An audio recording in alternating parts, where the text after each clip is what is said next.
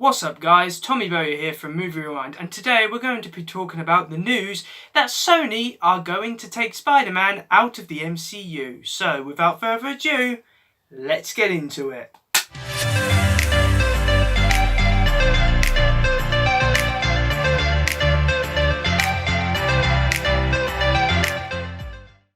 So if you didn't already know, Sony have decided that Spider-Man is better off outside of the MCU.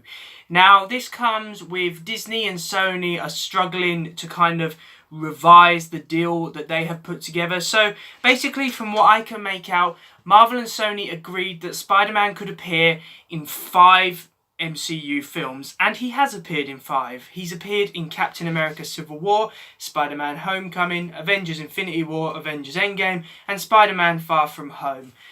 All of which were critical and commercial success, especially the 2 solo Spider-Man films with Tom Holland in the role.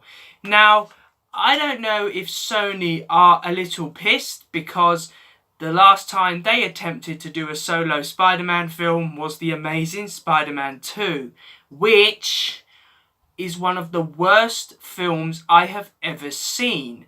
So I'm going to say to Sony, get lost. I don't want your hands anywhere near the property of Spider-Man, and I don't think a lot of other Marvel fans do either. So the problem I have is that Sony are probably never going to give the rights back to Marvel because Sony make a lot of money out of Spider-Man, and let's face it, at the moment Sony don't have a lot going for them. Remember the Ghostbusters remake they did, which they thought, oh, this will be our franchise for the next decade. That turned out to not work out. So now they're just stuck with Spider-Man. And the problem is, because Spider-Man has been rebooted in a sense twice since its original Spider-Man trilogy, what Sony risk is having to do that again, because I don't know if Tom Holland will be happy working with Sony. I don't know if all the other actors will be happy working with Sony.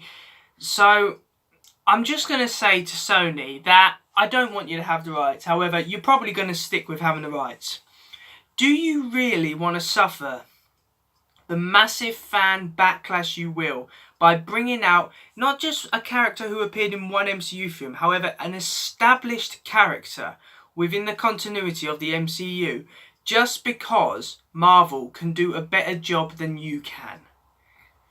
Now, if I was in charge of Sony, I would be really desperately trying to revise this deal and get to a new deal, because if you try and make a solo Spider-Man film again, and if it is as bad as The Amazing Spider-Man 2, then you will have a riot. A massive one. So thanks for watching guys, I really do hope that you enjoyed this video. Please remember to like, comment and subscribe in order to receive great and maybe even improved quality content in the future, and I will see you in another one. See ya!